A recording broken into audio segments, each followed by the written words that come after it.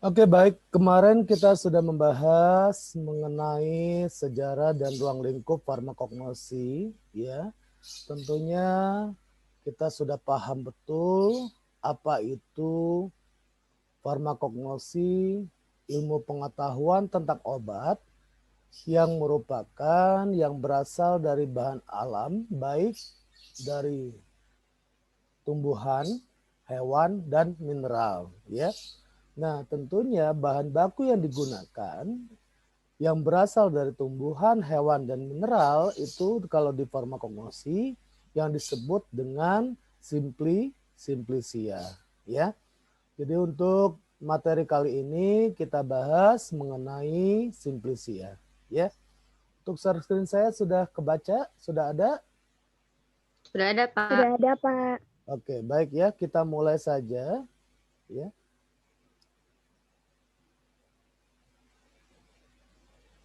Nah, untuk simplicia, ya kemarin juga kita sudah membahas ada simplicia nabati yang berasal dari tumbuhan, simplicia hewani yang berasal dari hewan, dan simplicia pelikan yang berasal dari mineral, ya. Nah, simplicia sendiri adalah bahan alamiah yang digunakan sebagai obat yang belum mengalami pengolahan apapun juga. Jadi, simplicia tersebut berarti dia belum mengalami pengolahan, otomatis simplicia tersebut masih dalam bentuk simplicia segar, ya. Jadi bisa saja ya seperti kayak kamu mengambil sirih. Nah, sirih ini nanti kamu langsung gunakan untuk direbus, ya. Banyak ya orang tuanya digunakan, ya. Jadi itu juga itu yang disebut dengan belum mengalami pengolahan apapun juga. Kecuali dinyatakan lain adalah simplicia yang telah dikeringkan. Jadi nanti untuk praktikum, nanti kamu bikin simplicia yang berasal dari nabati, nanti kita masuk ke responsi, ya. Responsi praktikum, nanti saya bagi. Kamu akan membawa simplicia atau tanaman apa saja yang kamu harus bisa bikin pembuatan simplicia ini sesuai dengan tahapan pembuatan, ya. Nah, sekarang kita lihat. Tentunya simplicia ini harus menjamin keseragaman senyawa aktifnya. Nah, tentunya dalam menjamin keseragaman senyawa aktif, ya, untuk keamanan maupun kegunaannya, maka simplicia harus memenuhi persyaratan minimal. Nah, persyaratan minimal tersebut apa saja? Ya, tentunya yang harus diperhatikan adalah bahan baku. Ya. Bahan baku simplicia ini terdiri dari tanaman apa saja yang kita gunakan. Nanti ada tanaman yang digunakan, ada 3 yang biasa digunakan dalam pembuatan simplicia. Ada tanaman budidaya, tanaman liar, maupun tanaman obat keluarga. Ya. Jadi bahan baku simplicianya kita harus tahu berasal dari mana. Nah, terus yang kedua, proses pembuatan. Jadi proses pembuatan simplicia ini juga harus sesuai. Ya, sesuai itu yang bagaimana? Sesuai dengan tahapan pembuatan simplicia. Tahapannya itu tidak boleh tidak beraturan. Harus berurutan. Karena kenapa? Kita harus menjamin keseragaman senyawa aktif. Ya. Jadi inilah yang harus kita perhatikan. Pertama, bahan baku yang kita gunakan apa? Yang kedua, tahapan pembuatan simplicianya betul apa tidak? Terus yang ketiga, penyimpanan bahan baku simplicia. Jadi dalam penyimpanan bahan baku simplicia, ini harus diperhatikan adalah pada saat penyimpanannya itu di mana, ya. Tentunya kalau seandainya di gudang, ya gudangnya tidak boleh terkena sinar matahari langsung, dan juga gudang tidak boleh bocor, dan juga simplicia ini harus sesuai dengan penyimpanan suhu, ya. Jadi suhunya misalnya suhu kamar berarti 15 sampai 25 derajat Celcius. Ya, kalau penyimpanan dalam suhu kamar 15 sampai 25 derajat Celcius. Nah, tentunya juga kalau dalam menggunakan wadah juga harus kita perhatikan, ya, yang itu disebut dengan cara pengepakan, ya. Cara pengepakan itu yang bagaimana? Nah, tentunya cara pengepakan harus yang kita gunakan wadahnya. Kemarin kita sudah membahas ada 2 wadah yang digunakan dalam pembuatan simplisia, wadah yang tertutup baik maupun wadah yang tertutup rapat. Wadah yang tertutup baik biasanya digunakan adalah untuk menghindari dari oksigen atau udara. Jadi yang terhindar dari oksigen itu apa? Biasanya minyak atsiri, ya. Wadah yang tertutup rapat adalah wadah yang digunakan untuk menghindari dari hewan pengerat atau lengas, ya. Jadi cara pengepakan itu adalah cara memasukkan simplisia ke dalam suatu wadah, ya. Nah, sekarang kita lihat di sini. Agar simplisia memenuhi persyaratan minimal itu, maka ditetapkanlah 3 faktor yang harus memenuhi persyaratan minimal yang telah ditetapkan, ya. Jadi itu persyaratan minimalnya, ya. Jadi harus tahu bahan bakunya, proses pembuatan, dan cara pengepakan atau cara menggunakan wadah. Jadi wadahnya juga harus diperhatikan. Boleh nggak Pak menggunakan wadah plastik? Boleh. Tapi harus ditambahkan dengan silika gel sebagai penyerap oksigen. Kenapa? Wadah plastik itu bisa mengantarkan panas. Kalau seandainya ada panas, berarti adanya air, ya, bisa menyebabkan air, otomatis bisa rusak simplisia tersebut. Nah, makanya wadah juga harus diperhatikan, ya. Nah, sekarang kita lihat apa saja standarisasi simplisia. Ya, yang pertama dilihat di sini adalah simplisia sebagai bahan baku. Ada parameter non spesifik, ada parameter yang secara spesifik. Yang non spesifik itu yang bagaimana? Jadi standarisasinya yang parameter non spesifik itu dilihat dari kebenaran jenis atau identifikasi. Nah, kebenaran jenis berarti ini adalah kebenaran dari spesies. Masih ingat nggak kemarin? Kita sudah tahu kan ketentuan tata nama? Ada nama genus, nama spesies, ya. Jadi makanya ini identifikasi ini sangat penting. Nanti kita praktikum di pemeriksaan Haksel, ya. Ada genus, ada spesies. Jadi spesies itu adalah nama jenisnya,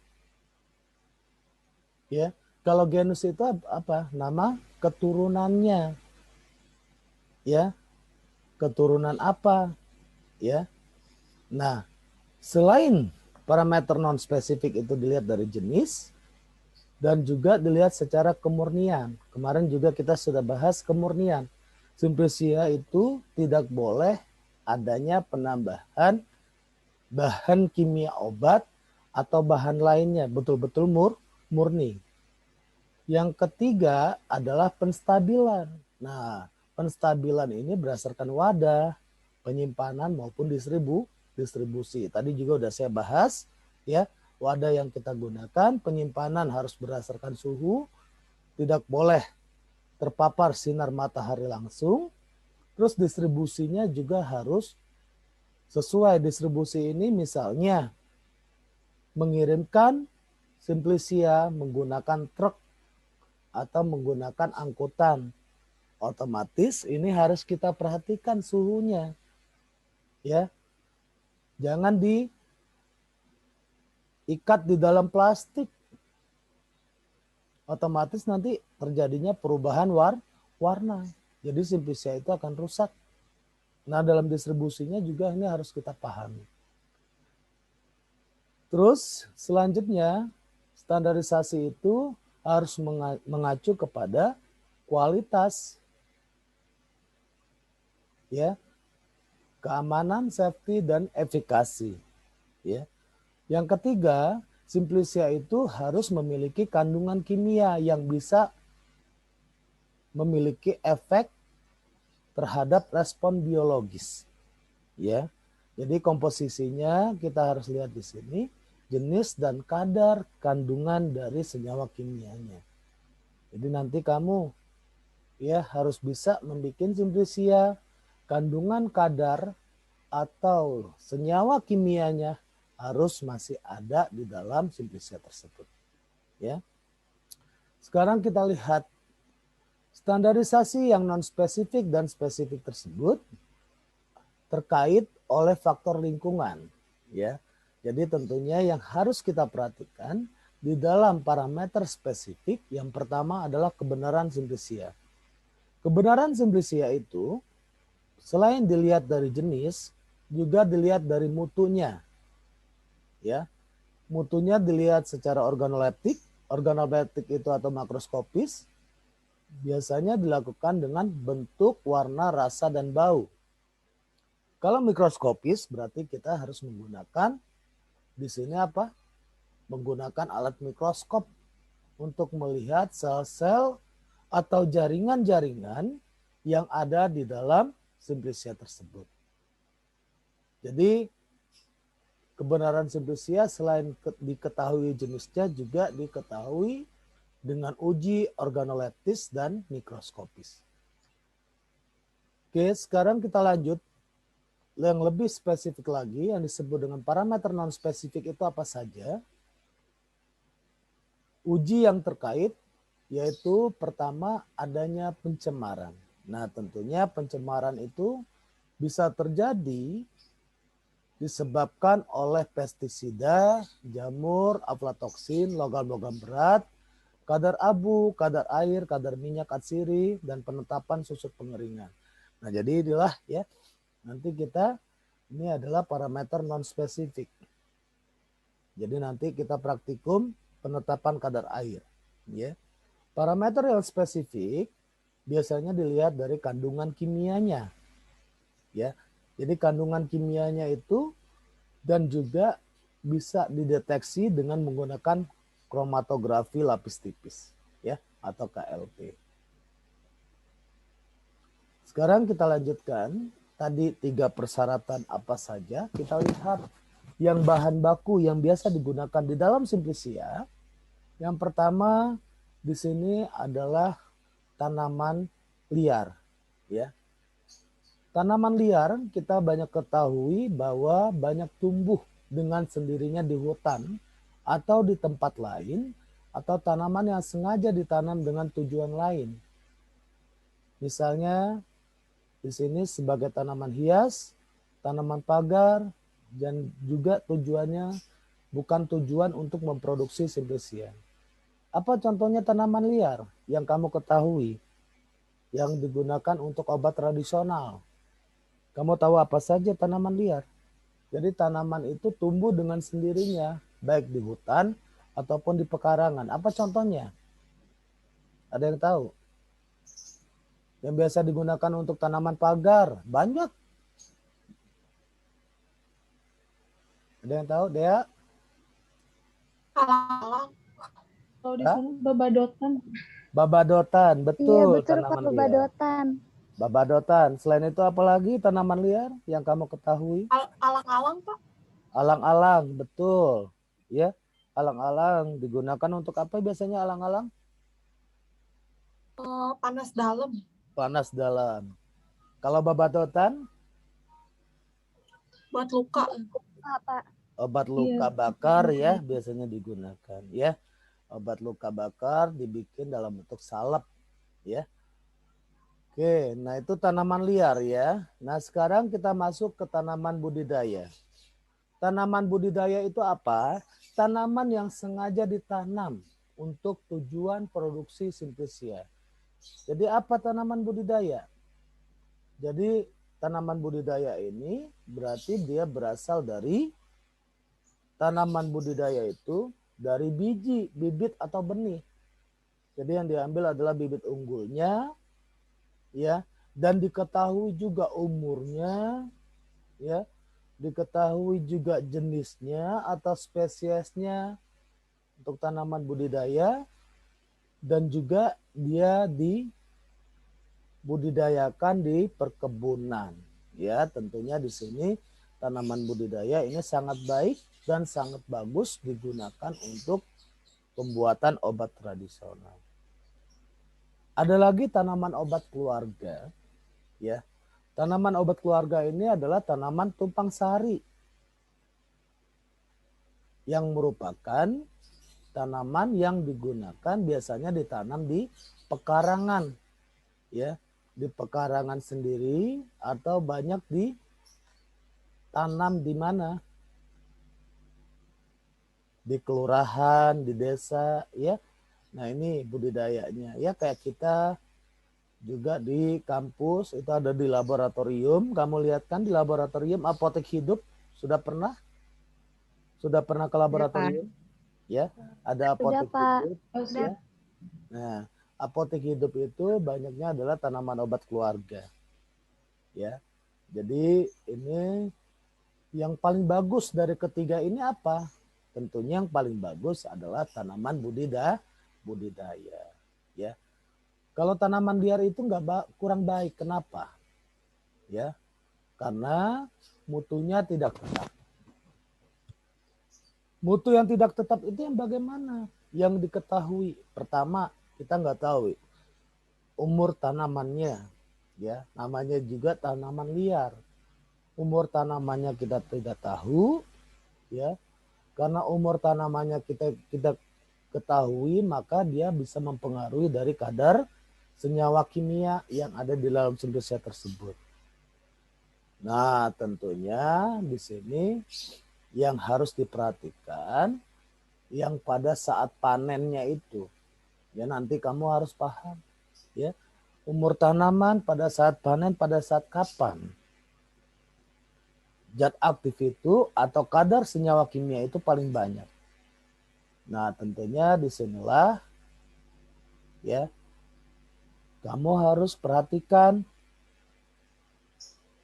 semacam kayak kulit batang. Kulit batang diambil adalah pada saat tanaman itu cukup umur.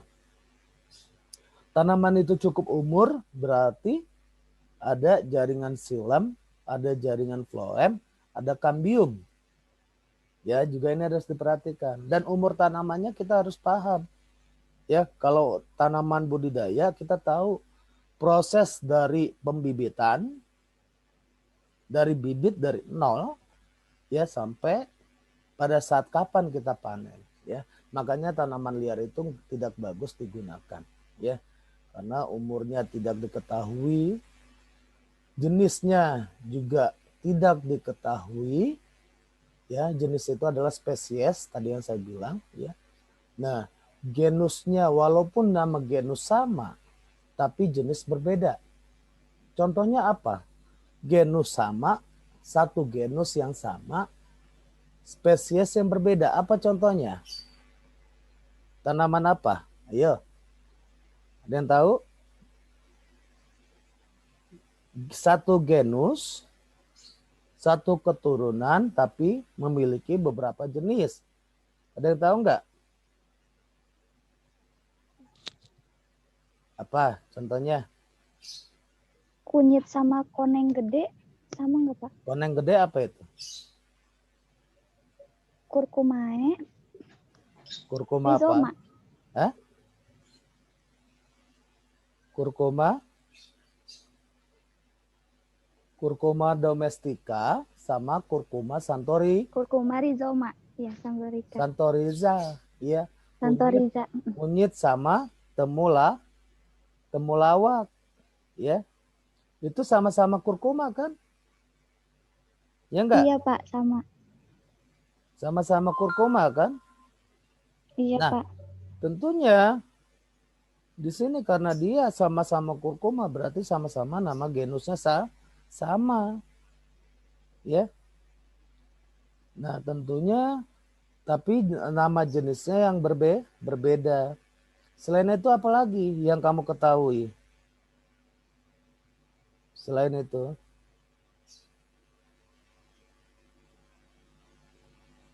Kayu manis apa? Kayu manis. Nama ininya. Namomum. Cinnamomum apa? Cinnamomum itu banyak. Ya. Jadi Cinnamomum itu adalah nama genus. Spesiesnya apa?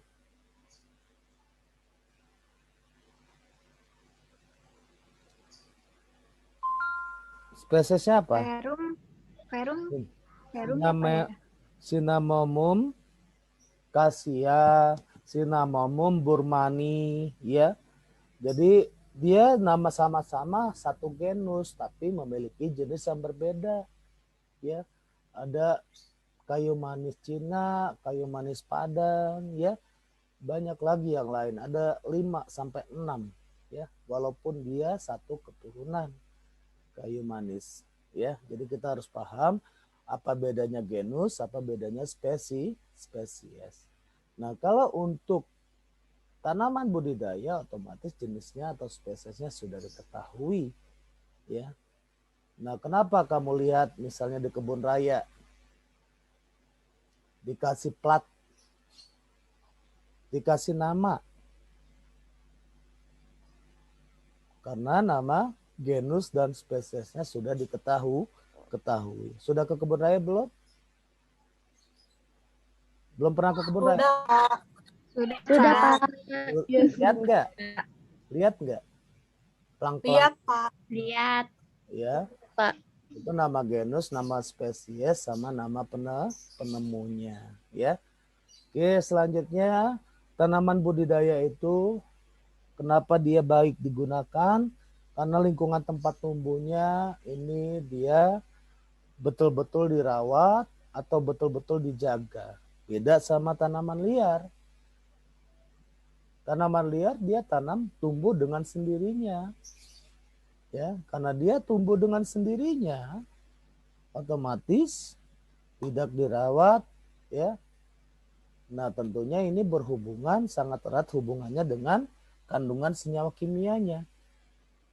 Nah, jadi lingkungan tempat tumbuh juga ini bisa mempengaruhi dari berbagai macam tanaman, ya, baik tanaman liar, tanaman obat keluarga maupun tanaman budidaya.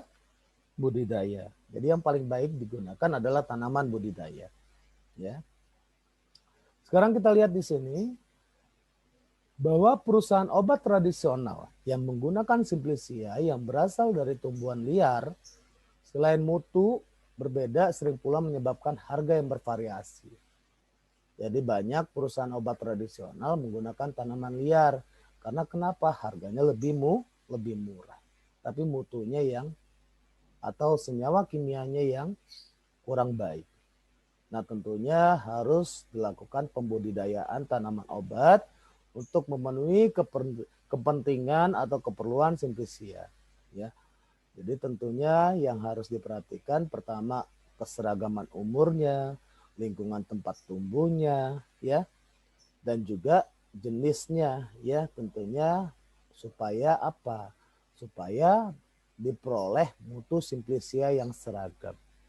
Ya, mutu Simplicia yang seragam itu otomatis dilihat dari kandungan senyawa kimianya. Ya. Nah, sekarang kita lihat tanaman budidaya juga tadi juga sudah saya jelaskan. Biasanya dengan pemilihan bibit unggul, ya. Jadi bahwa dihasilkanlah kandungan kimia atau kandungan senyawa kimia yang aktif atau kandungan senyawa kimia yang tinggi. Ya. Nah, pengolahan tanah, pemeliharaan, pemupukan, perlindungan semuanya ini dilakukan dengan teknologi, ya. Jadi teknologi yang digunakan adalah teknologi tepat guna. Makanya yang direkomendasikan yang paling bagus digunakan adalah tanaman yang berasal dari tanaman budidaya. Oke. Sekarang kita lihat dasar pembuatan Simplicia. Simplicia bisa dibuat dengan cara pengeringan. Nah, ini nanti kamu lakukan di dalam praktikum. Jadi pengeringan itu pembuatan simplisia dengan cara menggunakan pengeringan alamiah maupun pengeringan buatan. Nah, pengeringan alamiah tentunya pengeringan yang dilakukan di sini baik diangin-anginkan maupun dengan cara pemanasan atau pengeringan dengan sinar matahari langsung. Nah, biasanya dalam pengeringan simplisia membutuhkan waktu yang lama kalau untuk pengeringan secara alamiah karena tergantung cuaca. Nah, tentunya dengan waktu yang lama bisa mengakibatkan perubahan kimia. Jadi yang harus diperhatikan nanti kita lihat ya tahapan pembuatan simplisia yang baik itu yang bagaimana. Nah, tentunya dalam pengeringan simplisia ini harus memerlukan perajangan ya. Jadi diperoleh tebal irisan yang pada pengeringan tidak mengalami kerusakan. Ya, jadi untuk mencegah bahan yang memerlukan perajangan perlu diatur perajangannya. Jadi harus dirajang ya supaya simplisia itu keringnya sempurna. Jadi pengeringan ya bisa menggunakan alamiah maupun buatan. Jadi nanti kamu secara alamiah ya. Pembuatan simplisia selain dengan cara pengeringan juga bisa dilakukan secara fermentasi ya. Jadi fermentasi itu yang digunakan adalah proses menggunakan enzim yang berasal dari mikroba atau mikroorganisme. Nah, tentunya yang harus diperhatikan dalam proses fermentasi ya. Nah, di sini yang kita perhatikan adalah bagaimana kerja dari mikroorganisme tersebut bisa menghasilkan enzim yang dapat membantu untuk membuat suatu produk kandungan kimia yang baik atau yang baru. Contohnya apa? Yang proses fermentasi. Biasanya teh yang digunakan untuk obat teh apa? Saya tanya. Teh yang digunakan untuk obat teh apa? Ada yang tahu?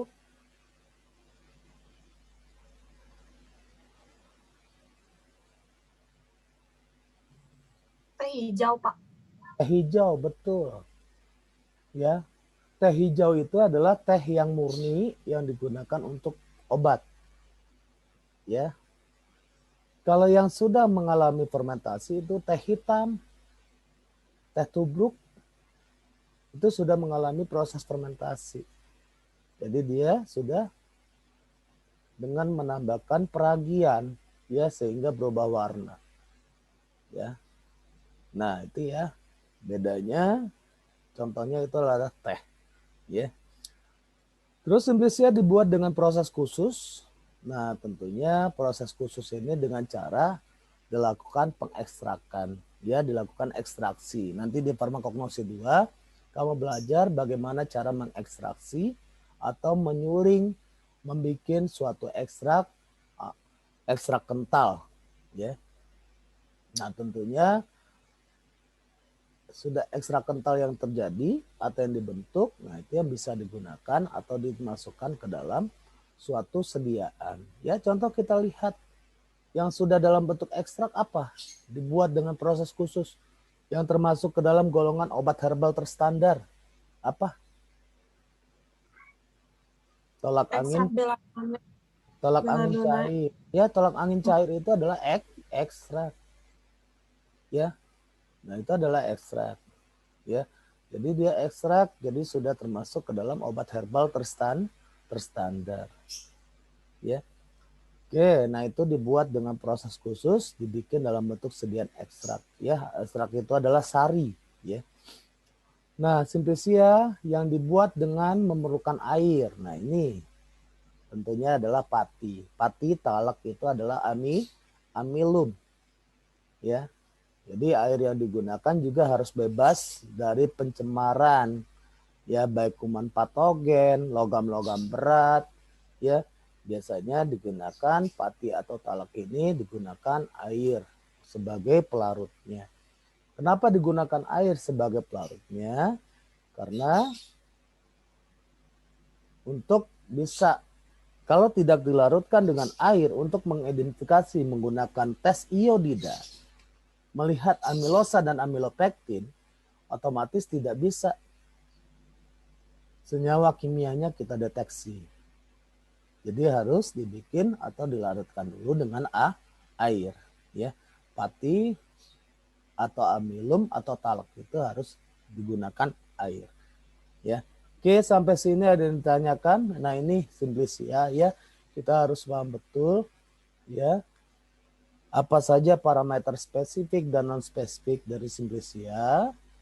Tanaman yang paling baik digunakan adalah tanaman apa, dan proses pembuatan Simplicia ada baik secara pengeringan, fermentasi, pembuatan Simplicia dengan cara ekstraksi, atau juga pembuatan Simplicia dengan menggunakan air. Oke, sampai sini ada yang ditanyakan. Nah, ini Simplicia, ya. Oke, ada yang ditanyakan sampai sini?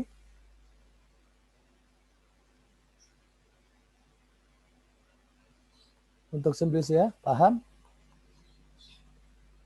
Halo?